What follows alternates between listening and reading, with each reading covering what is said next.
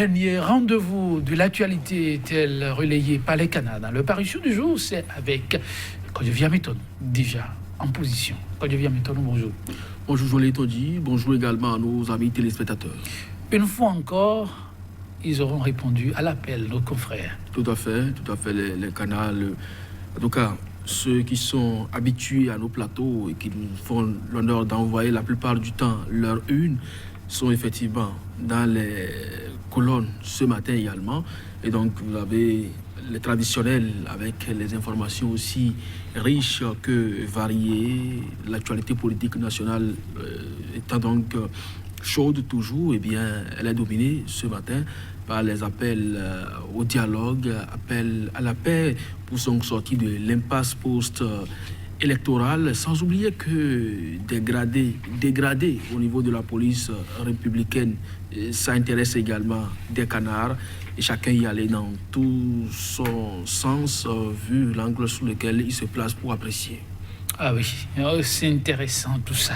Quand je viens maintenant voir une chose et son contraire, ainsi va la République. Nous allons démarrer avec Actu Express qui écrit ce matin: suite au taux d'abstention record des législatives exclusives au Bénin, quelle crédibilité accorder aux décisions d'un Parlement illégitime? Comment les lois votées par moins de 10% d'électeurs peuvent s'imposer à 90% de citoyens? C'est une interrogation à la une du journal Actu Express qui, justement, au sujet de la main tendue du chef de l'État, fait parler Kwame Kouché de la pure diversion pour distraire l'opposition, décide Kwame Kouché. Et pour ce journal, pour une résolution de la grave crise électorale au Bénin, il faut un dialogue national inclusif et franc.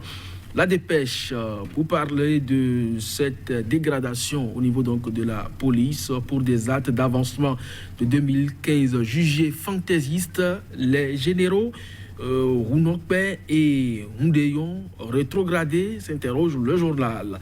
Message du chef de l'État et tentative de main tendue à l'opposition, médecin après la mort selon l'USL. Et puis examen de fin d'année, le CEP reporté au 11 juin. Prochaine situation politique nationale, les vérités de Kwame Kouché à Patrice Talon. Le journal Le Confrère de la matinée, football, après environ 10 mois d'élection du comité exécutif, le bilan élogieux de Mathurin Deschacus pour un avenir prodigieux du Bénin. En 10 mois, la FBF a fait des pas de géant. Décryptage du discours du chef de l'État.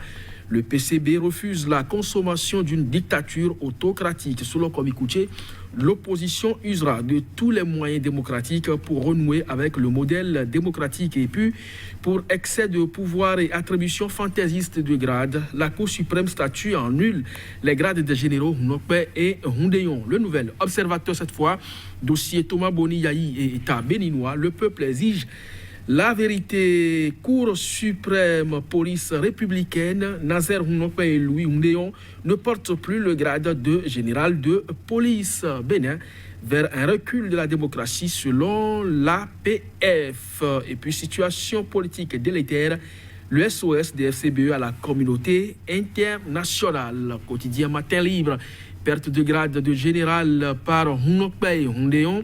La décision de la Cour fait bouger la toile au Bénin. Déclaration de Soglo après sa visite hier chez Boni Yahi. Le dispositif policier autour de Yahi bientôt levé. Le journal Point Média Opinion, une tribune de SG Alessandra Adilan sur les nouvelles menaces qui pèsent sur les enseignants. Procès contre Nouvelle Tribune. L'extrait de l'arrêt notifié à la HAC avec sommation de s'y conformer, Joël Todi, et puis lutte pour la préservation des acquis démocratiques. Le CSDB multiplie les croisades, le bout du tunnel se précise. Merci Kodjovi. À maintenant du sujet, on en a malheureusement le temps. Actu Express qui s'invite une fois encore dans l'option qui a été la sienne depuis quelques jours, le décompte de la situation de Boni Yahi, 24 jours déjà, que l'homme est toujours dans sa position fortement sécurisée. Oui, c'est quand même bon pour son moral, peut-on dire, lorsqu'on mettons donc de la posture des autorités gouvernementales, surtout le ministre de la Justice, qui dit que c'est un fait banal. Donc aujourd'hui, pendant que les citoyens du parc Pendjari demandent plus de sécurité, eh bien c'est Yaïboni qui en bénéficie même au-delà. Parce que de part et d'autre, les vents alentours et les maisons qui sont également dans ces périmètres ne risquent aujourd'hui rien pour ce qui concerne les malfrats. Ils sont donc suffisamment sécurisés. Vous l'avez dit, c'est des générations de policiers, de militaires qui entourent donc l'ancien chef de l'État, même si on lui a entre-temps retiré ses gardes et ses chauffeurs. C'est bon pour le moral, pour en rire. Mais quand on rentre dans du sérieux, ça ne fait pas vraiment honneur à la République. Un ancien chef d'État sur qui ne pèse aucune décision de justice, qui est assigné tout simplement à résidence. Je crois que le journal Le Nouvel Observateur vous renvoie davantage, beaucoup plus à ce qui est plus indiqué. Le peuple exige la vérité, qu'on nous dise véritablement ce qui se passe à ce niveau-là. Parce que chaque fois, le gouvernement estime qu'il n'y a rien de grave, mais ça fait 24 jours, bientôt un mois, que l'homme est assigné à résidence. Il faut quand même qu'on puisse situer l'opinion publique nationale et internationale, puisque, rappelez-vous déjà, hier on parlait de son avocat conseil qui a déjà saisi la CEDEAO pour que ses droits d'aller et venir soient respectés. Donc il y a forcément quelque chose qui cloche là. Il faut quand même qu'on clarifie l'opinion publique sur la question. Tout à fait, c'est attendu qu'on clarifie les populations. Ça va dans tous les sens. À Express, on reste à ce niveau qui fait parler. Kobi Koutié, depuis son exil, l'homme croit savoir que la situation qui est celle du Bénin ne l'honore pas. Les autorités devront travailler davantage, mais plus loin, d'autres rapports, d'autres propos. L'opposition trouvera les moyens pour faire restaurer l'image de la démocratie. Oui, c'est d'ailleurs ce qui est souhaité, parce que lorsque vous parlez de la démocratie, c'est une animation de la vie politique à deux vitesses. Il y a quand même une voix, celle portée par le gouvernement et ses alliés, et celle quand même qui ne reçoit pas forcément l'assentiment ou l'approbation d'une autre classe politique. Et c'est ça qui fait la vitalité d'une démocratie. Donc vous parlez peut-être de gauche ou de droite ou de la mouvance et de l'opposition. Mais on parle souvent de la minorité parlementaire et donc de la majorité parlementaire pour faire beaucoup plus politique. Donc à partir de cet instant, tant que cela n'existe pas dans un État, on ne parlera pas de démocratie. Et donc si on pense que l'opposition usera donc des moyens démocratiques pour restaurer la démocratie, je crois que c'est déjà bien. Donc c'est dire que l'opposition n'usera pas de la violence pour faire restaurer la démocratie. Et si, comme écoutez depuis son exil, vous l'avez cité au niveau de Actu Express, qui parle d'une diversion pour distraire l'opposition, encore une fois, à travers donc, ce processus de main tendue, eh bien, que le pouvoir puisse lui démentir. Les jours à venir, le chef de l'État a dit que ça ne va pas durer dans le temps, donc c'est dans les tout prochains jours qu'il va rencontrer la classe politique. On attend de voir, il a voulu donc d'un discours, d'un dialogue sincère et franc.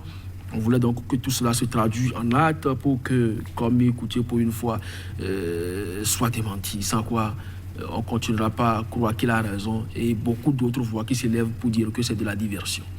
Oui, que devient étonnant.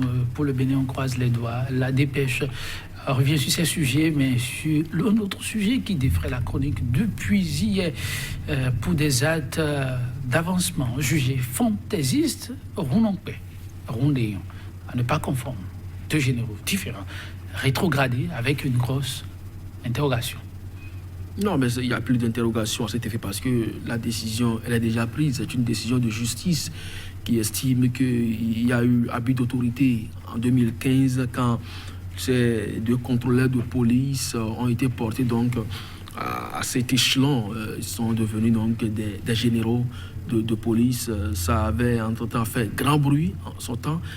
Des citoyens qui plus est du corps aussi ont saisi donc la justice qui finalement a rendu une décision dans la journée d'hier. Ça, effectivement, comme le journal Le Matin Libre aussi l'a écrit, c'est une décision de la Cour qui a fait bouger la toile. Oui, il faut faire un tour donc pour s'en rendre compte. Mais non, si c'est vraiment une justice qui est rendue, eh bien, les bénéficiaires doivent pouvoir normalement s'acquitter.